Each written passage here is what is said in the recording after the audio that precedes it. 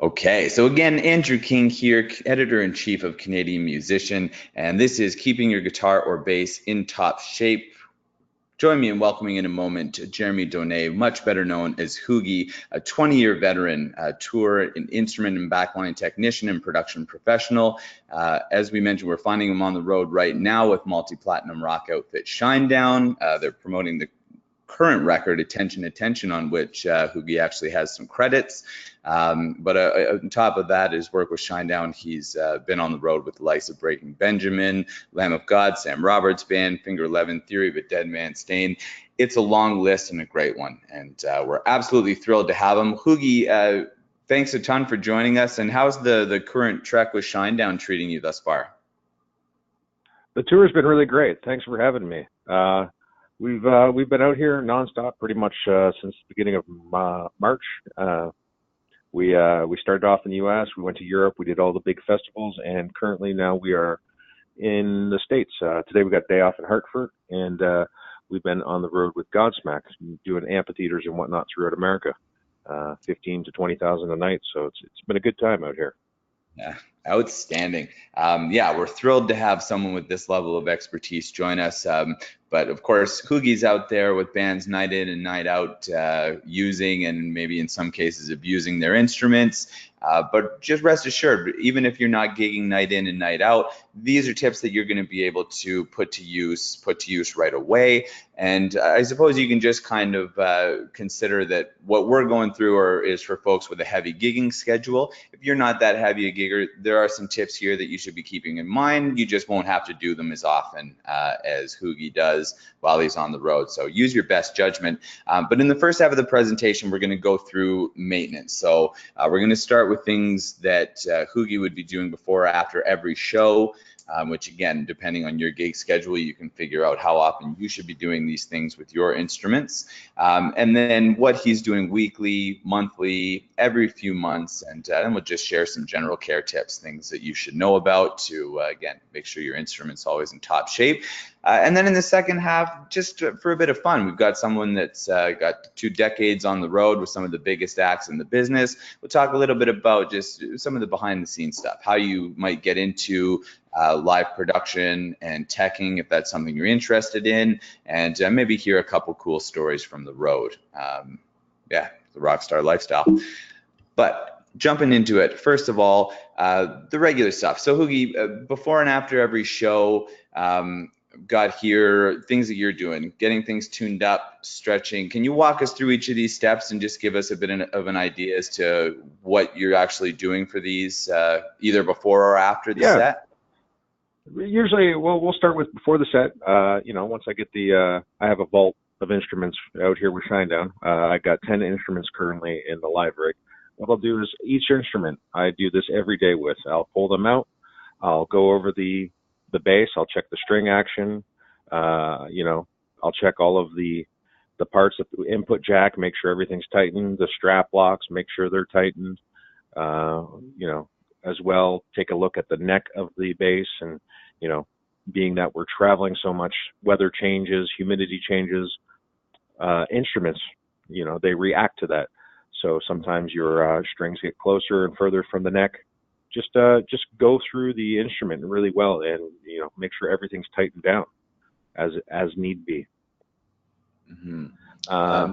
From there, depending on what I'm doing, either wiping down the strings or giving them a good clean off. Sometimes I use a product from a company called Music Nomad. They make some great stuff out there, string cleaner and whatnot.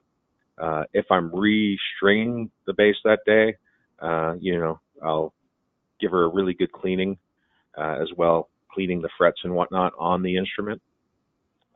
Music Nomad also makes another great fret cleaner that I use. Checking once I get the strings on the instrument, or depending on if I'm just cleaning it, I check the intonation as I'm tuning the bass up. Intonation is a key thing. That's making sure the instrument is tuned throughout the bass, up and down the neck, every fret, or guitar, depending on what you're performing with. Mm-hmm. From there, you should be good to go for a set.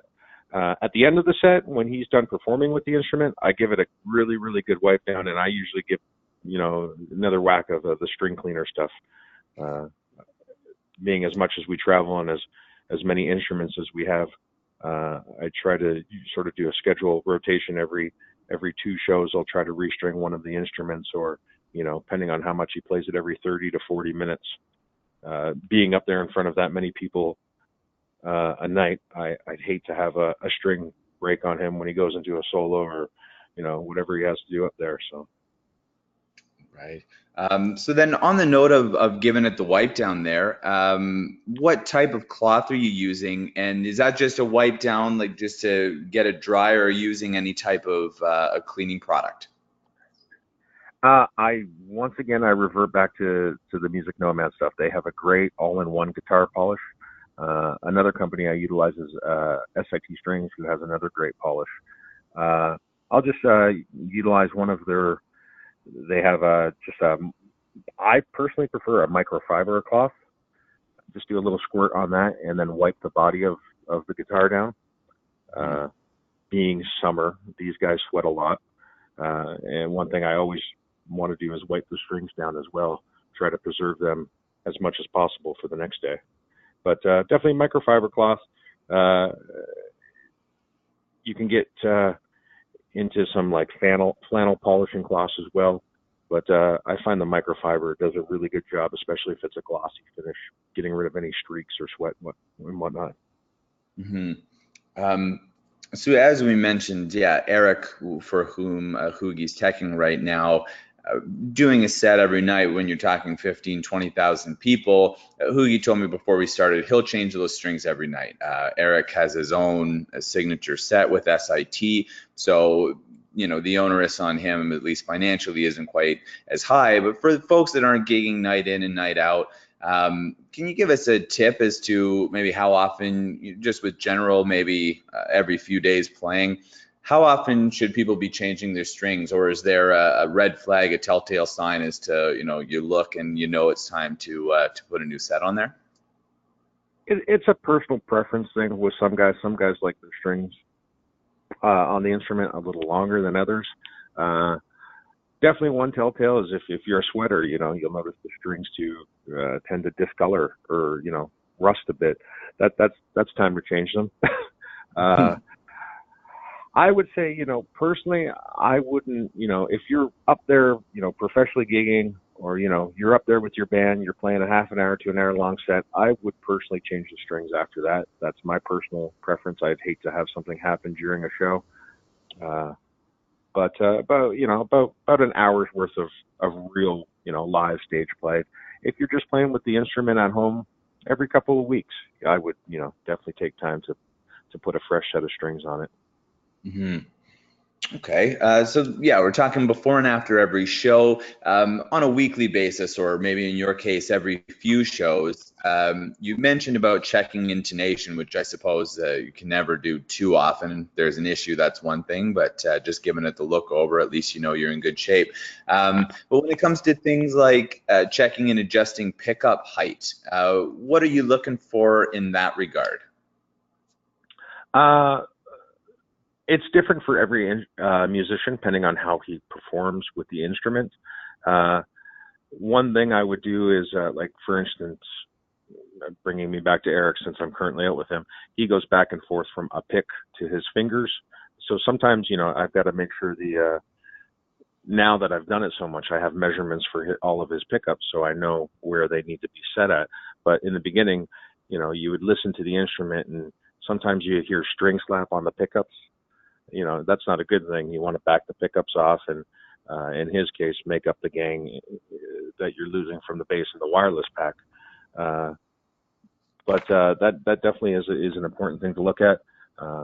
In regards to working on instruments and stuff, it's always important to have a good set of tools. I definitely recommend don't go and purchase something cheap just to get through. It's always smart to have good screwdrivers with the good screw heads, making adjustments so you're not stripping out the screws, especially with Allen keys and whatnot when you're utilizing them to raise and lower anything on the instrument. Mhm. Uh, And then with your action there, obviously yep. everyone's got kind of their preferences to where they want their strings or distance from your frets. How often do you though, like you mentioned there, it's summertime, not only are you dealing with sweat, but changing humidity from one city state to the next. How often do you have to worry about action and bust out the tools to be adjusting that truss rod? And is there a such thing as too much? I don't believe there's such thing as too much. I definitely have seen instruments shift in a day, from being humid all morning, and then all of a sudden we're performing at 10 o'clock at night and the humidity drops and it's gotten that cool.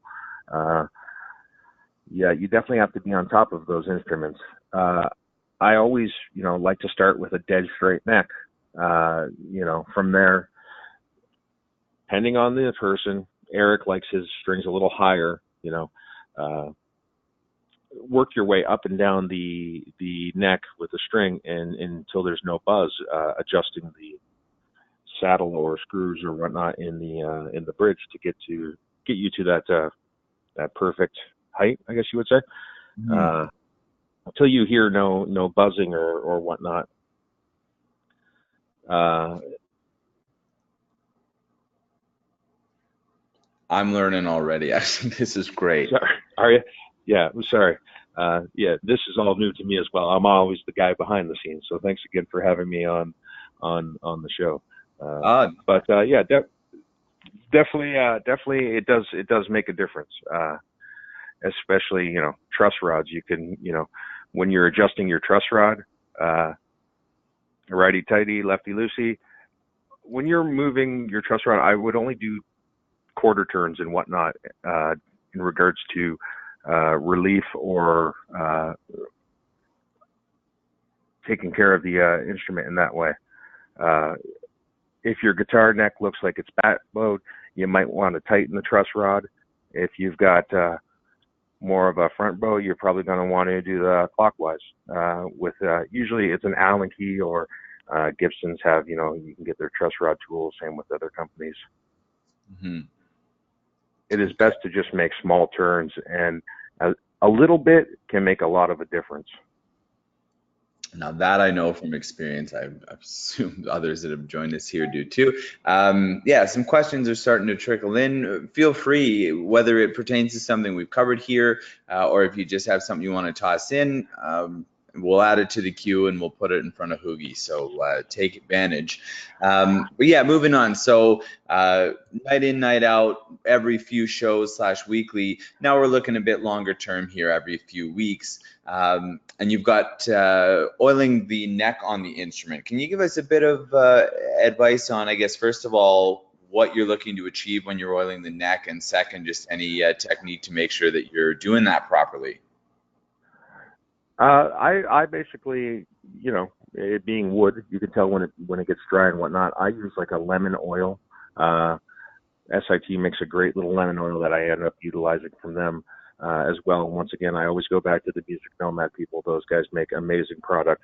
They have a great fret oil that you can utilize. Uh, about every month or so, I try to utilize that on the neck of the guitar. It just really helps out the wood. Uh, I've had actually, you want to store your instrument somewhere safe. I've had back in the day when I was working with Treble Charger, we had a we had a year off in between records, and Bill brought his guitar back out, and it was sitting in his basement for a month. And he went to plug the thing in, played it for a practice rehearsal, went to unplug it, and the wood was so dry that it was an SG, the input jack, the chunk of wood stayed around the input jack and came right out of the guitar. Whoa. Uh, so you really want to take care of your instruments, keep them in the case. Don't leave them in sunlight sitting in the corner. It'll definitely take a toll on them. Don't leave them in your cold car for the weekend in the winter, stuff like that. Mhm.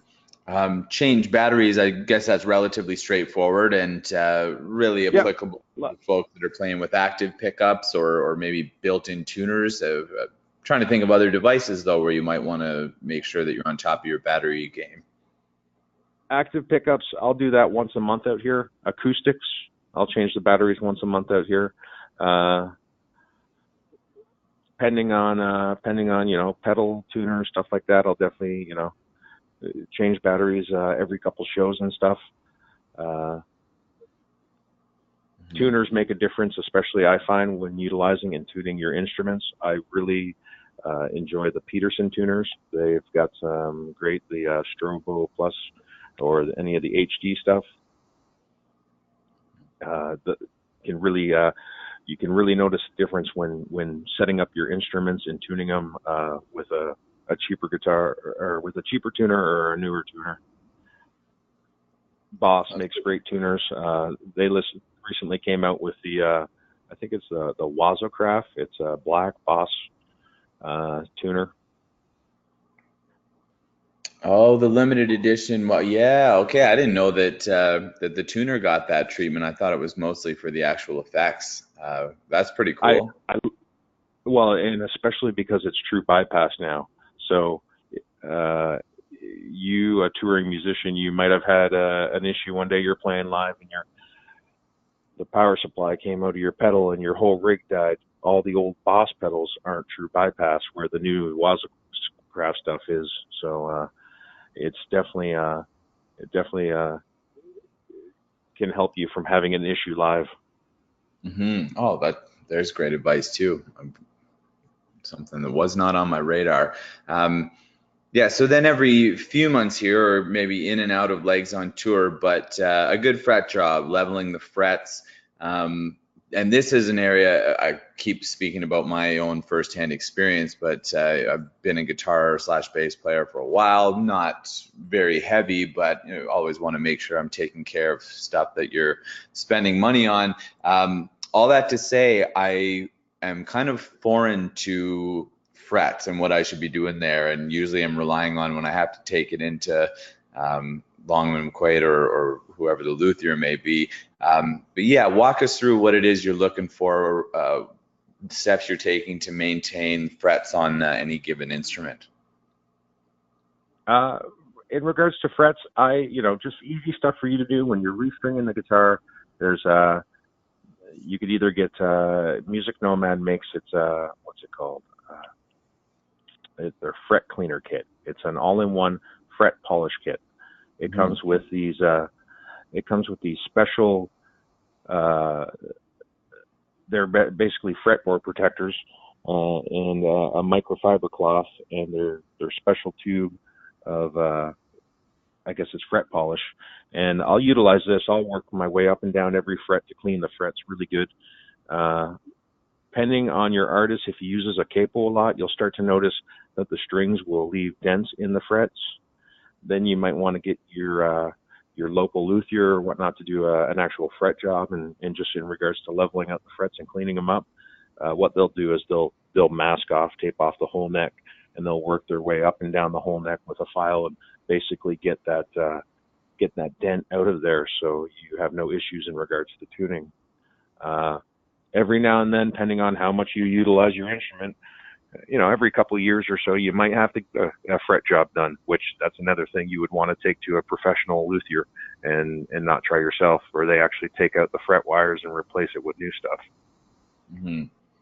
I've got one more slide before questions, although one of the questions in actually pertains to that. So if I can put it in front of you, the question is, was having a buzz, and this is an electric guitar, having a buzz at the 12th fret, and despite any truss rod adjustments, like the action's where it usually is, it's still a pretty nasty buzz, and in some cases the 12th fret is instead like hitting the 13th, so basically he's got two 13th frets. Could that be the result of a dent, or maybe just fret wear on that number 12? It could be that, or the fret before or after. It could be a little higher. It could have came loose. In that case, you want to mask off the guitar and, get some type of fine sandpaper and just sort of work your way up and down the fret. It might take you a little while. Put the strings back on and play it and keep seeing until the buzz has gone away. But that's what to me would sound like there's either a fret either lower or higher before it. Right on. Well, there you go. Thanks for sending that in. So yeah, we've been talking about kind of the periodical stuff, but HooGie's mentioned about Music Nomad and their line of products, instrument care products. One that we didn't talk about, Big Ben's Nut Sauce, is one you're quite fond of. Although, yeah, we've referred to a few of these, but maybe now is as good time as any to do a bit of a refresher course. I guess these brands are getting a bit of a plug here, but speaking generically, there's lots of different types of guitar polishes and et cetera, et cetera. Can you walk us through a bit of some of the different care products that are vital, at least to you, in doing your job that people should be checking out? Definitely. Every day, I definitely use a product called Big Ben's. Big Ben's Nut Sauce. I know it sounds funny, but check it out. I utilize that on any basically moving part where the string will touch. I utilize it on the bridges. I utilize it on the saddles of the guitar. It's a great product because, your string, you're obviously tuning it up or down and it's moving through those positions. Really helps from binding up and whatnot as well. It helps out with, string breakage. Music Nomad, any of their cleaning care products have been really great. The fret polish stuff is amazing in regards to cleaning frets. And, but once again, many other companies out there make stuff. It's all a preference thing. What I'm saying doesn't mean it's the best. End of the day, you might find something better that works for you. Everybody's different out there. There's different companies like Ernie Ball that make, equivalent different stuff. Diodario makes stuff that you might find as well that does the trick for you. These are just the products that I've come accustomed to using for 20 years. So definitely works for me. Cleaning products as well. SIT makes some great stuff. SIT string also makes some great lemon oil and orange oils in regards for cleaning the fret, cleaning the necks. You could never have enough contact cleaner as well. Sometimes the pots in regards to your volume knobs and your tone knobs need a little shot of that as well. The input jack, sometimes you'll notice you'll plug in your instrument. It's making all kinds of noise and scratchy noises and stuff. Sometimes a little good shot of contact cleaner in there, and then plug in the guitar a couple times will help cure that problem. Right on. You've got here too, always have a backup. I guess seems pretty straightforward, especially with a gig like a critical situation. I don't know if there's any kind of horror stories from the road of hard lessons learned. Always have a backup. That's a very, very important thing as well. Strap locks are a very, very important thing. And just because you have strap locks on your instruments doesn't mean they're not going to fail. Out here a few weeks ago, I personally like the Ernie Ball makes this strap lock. That I've been utilizing for about 13 years. I like it because the nut is on the inside of the strap, so it can't back off like a shallower strap lock would. Their strap locks the nuts on the outside, so if that comes off, the strap will still pop off. But however, I've had this one-on-one bass for 10 years, and unfortunately the other night the actual strap lock itself failed mid-song on Eric, and he didn't drop the bass or anything, but we had another bass in backup. We did a real quick change and the show went on like it was nothing. But yeah, strap locks are a very important thing on your instrument. Backups are a very important thing, especially when you're getting into you're doing even if you're doing your club shows or bar shows, you break a string, you got to have a backup guitar, something reliable. No, good advice again, firsthand. So yeah, some questions. We've got a few in here. Again, in the second half, we'll be branching out and kind of exploring a bit more behind the scenes of life on the road for a technician and what it entails. One here, so pickup poles. I'm not sure if I've got the right term, but yeah, someone's got single coil pickups where the round magnets are showing underneath each string, and says that on a couple of his instruments, some of those are starting to rust a little bit, and wondering if that's something that can either be fixed or cared for at home, or if that means taking it in and whether that a pickup might need to be replaced, or is maybe that just an aesthetic problem? Will that really significantly impact overall performance? Pickups can get tired after time. Just keep an eye on it, I would say, as well. Make sure, hopefully if you, after utilizing your instrument, give it a good wipe down to alleviate any rusting from your sweat and whatnot. What I would personally do, just being myself, I would probably end up eventually, getting a second set of pickups. Pickups, depending on what you're using, they're really not that much money and can really make the world of a difference in your tone and sound. But eventually, look towards changing them out. There's definitely many different companies out there that make pickups. Personally, I'm a big fan of Seymour Duncan pickups. I utilize them currently in all the basses live that we have out here for Eric. He's using quarter pounder bass pickups as well. I love them in regards to their guitar pickups. They make some good stuff. Mm-hmm. Right on. Another one kind of to do with rust. A player here, mostly acoustic, but electric as well. Can't seem to change strings fast enough that they seem to oxidize at a much higher rate than most other people's.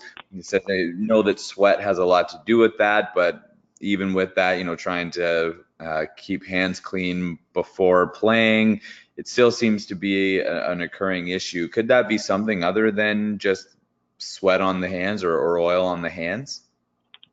I would honestly, it could be proximity to, sometimes if you're close to the ocean, the salty air and whatnot will make the strings tarnish. What I would do is look into some type of coated string.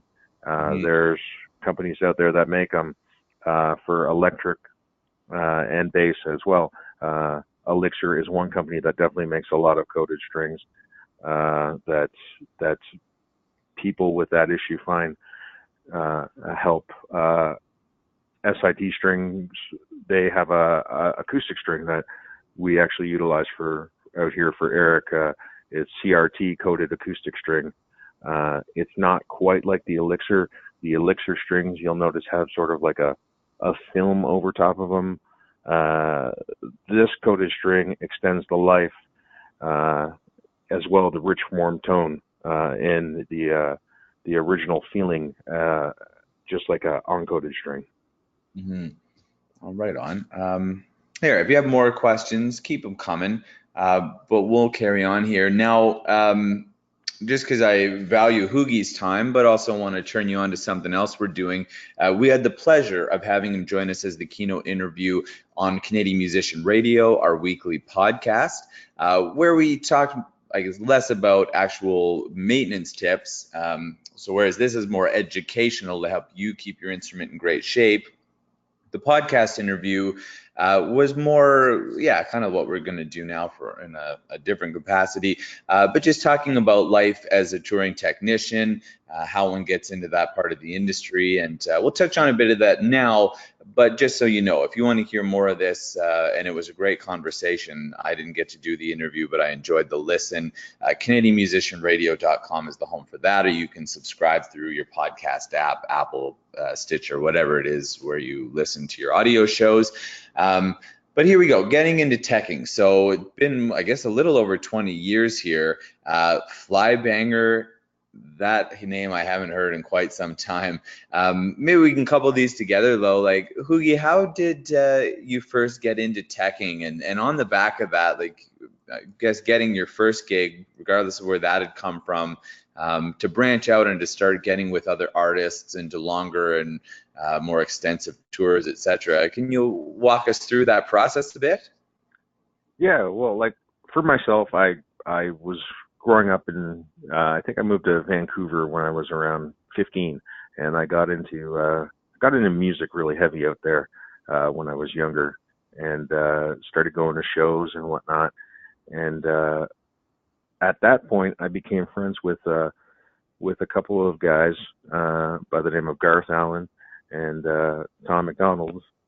They had a band called Flybanger. At that time, they were called Jar. And I started just sort of hanging out with these guys and going to shows with them and pushing their gear in. And one day, their guitar player Brian Fertizzi was like, "Hey, you wanna set up my guitar and basically tune it and give it to me for the shows and stuff?" And I was 17, of course, why not? Get to go to all these concerts, and it started from there. We started doing shows around Vancouver with other bands. I ended up doing some shows with them, opening up with Biff Naked way back in the day, and I became friends with this guitar tech at the time. His name was Kevin, and I really picked his brain. And he told me, you start off with a little briefcase, and told me some important tools to, maybe pick up and throw in my case. And from there, the Flybanger guys introduced me to a band called Noise Therapy. And Noise Therapy was about to head across the country. This was, I want to say 1999, maybe 98 it was. And I got to do my first Canadian tour, coast to coast. Got back and got in with Network Records somehow, at what point I ended up going out with Gob, who was pretty big in 99, 2000.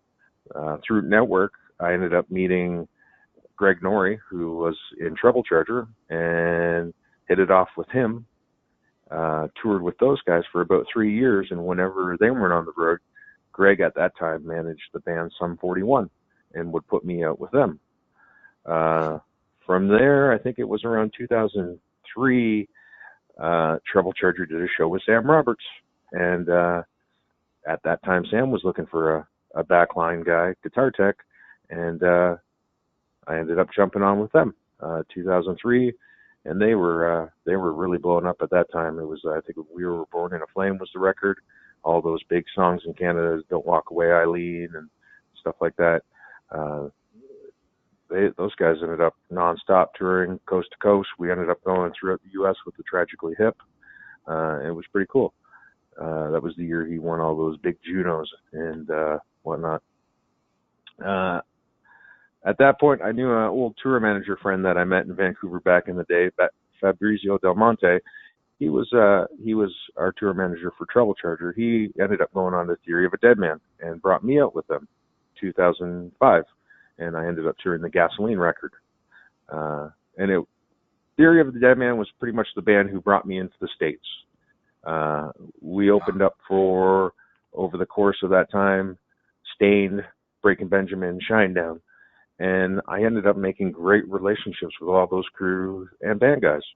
And at some point over the next couple of years, ended up getting phone calls from them to actually go work with them. I ended up, first would have been Breaking Benjamin. I did the Phobia record, teching for Ben. From there, got some phone calls from Shinedown. Ended up doing all the beginning of Sound of Madness, which did that a couple of years with them. Stain ended up taking me out a few times on and off in between tours when I was available. And it was 2009, I got a phone call from Breaking Benjamin's manager. He wanted to send me out with Lamb of God. Ended up teching for Willie Adler and John Campbell from Lamb of God for 5 years. And those guys took me around the world. I got to see 60 countries with them. We went everywhere, places I didn't even fathom, from Israel to Russia to Greece, everywhere. And it was about 3.5 years ago, I ended up leaving Lamb of God to come back here to Shinedown. Eric kept calling me up, and it was the right timing, and Lamb of God was slowing down. So I came back here, and this has been my home and family since, touring with Shinedown. These guys run a very tight organization. And as well, something I got to do for the first time in my career, in between Shinedown's last record, Threat to Survival, and this record, Attention, Attention, Eric, who I tech for live, he's the bass player. He also plays keys and acoustic live.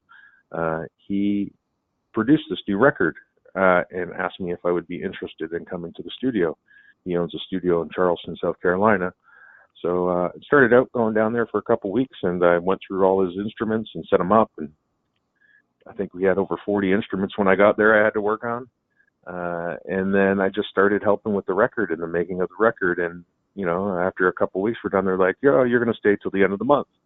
It ended up being 3 months they kept me in the studio, and I got to, you know, first time ever working on a major recording, you know, every day. It was pretty interesting.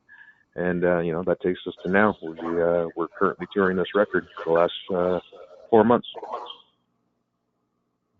Right on. So out now, yeah, March 2018, it's been pretty much nonstop, as you've said. So with that, I'll be catching you on an off day today. But next show, what's the day look like? Kind of a quick itinerary from wake up to end of day. What are some of the things that we might find you doing? For myself, I'll wake up. We'll leave the hotel here around the backline crew and the pyro guys. We share a bus. We have a lot of pyro out here. Shinedown does like to blow some stuff up. But we'll leave the hotel around 10 o'clock and get to the venue. At what point when we get there, most of the lighting and audio are all up in the air. We load in backline. We set up our stuff in our areas, or as well. We have each band has their own rehearsal room, which we set up different rigs in and instruments so they can practice and warm up. From there, usually around 3 in the afternoon, we'll take the entire stage, set up the whole set. We'll do a line check. Depending on if the band wants to sound check, they'll come out and do their thing. We'll push back our stuff around 4:30, 5.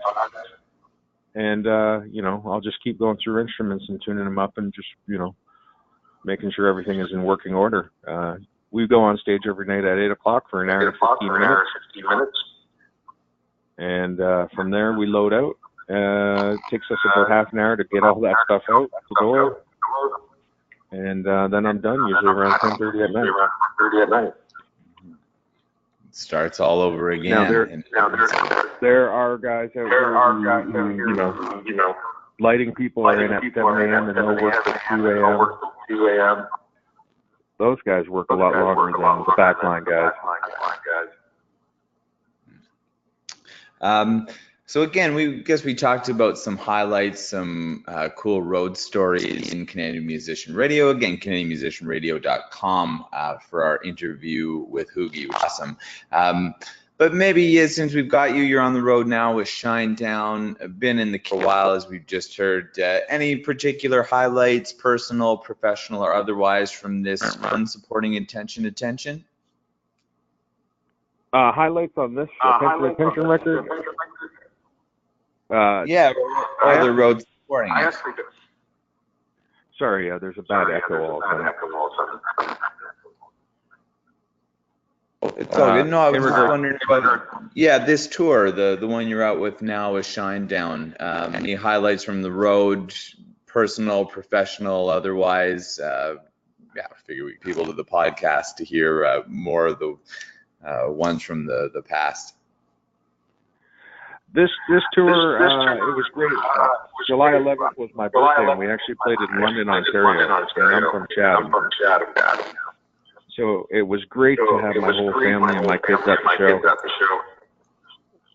The band actually had me up on stage.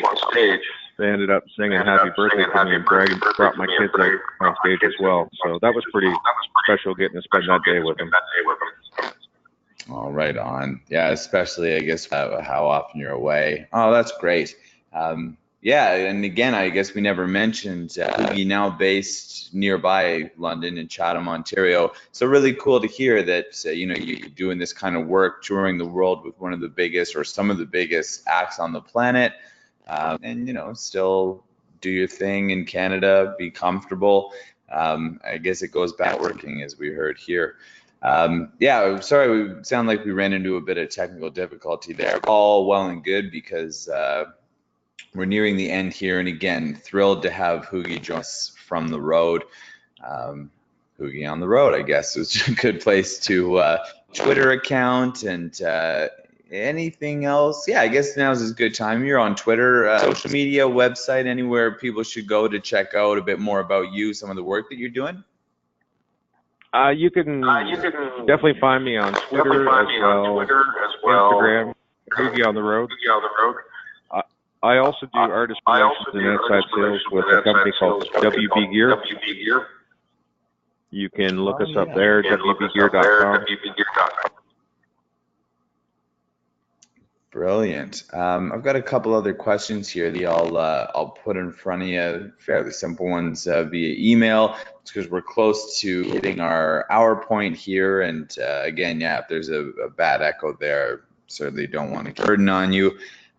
Really appreciate everyone joining us, though. And yeah, as usual, when we're really great guests, there's some thank yous coming through. A couple of questions. Yeah, I'll give you shortly. But there you go, musicbooksplus.com/webinars, a few titles that we just kind of, I guess, go around some of the things that we talked about here, give you a bit extra information. There's the link or the URL, musicbooksplus.com/webinars. Percent off when you use the coupon code webinars.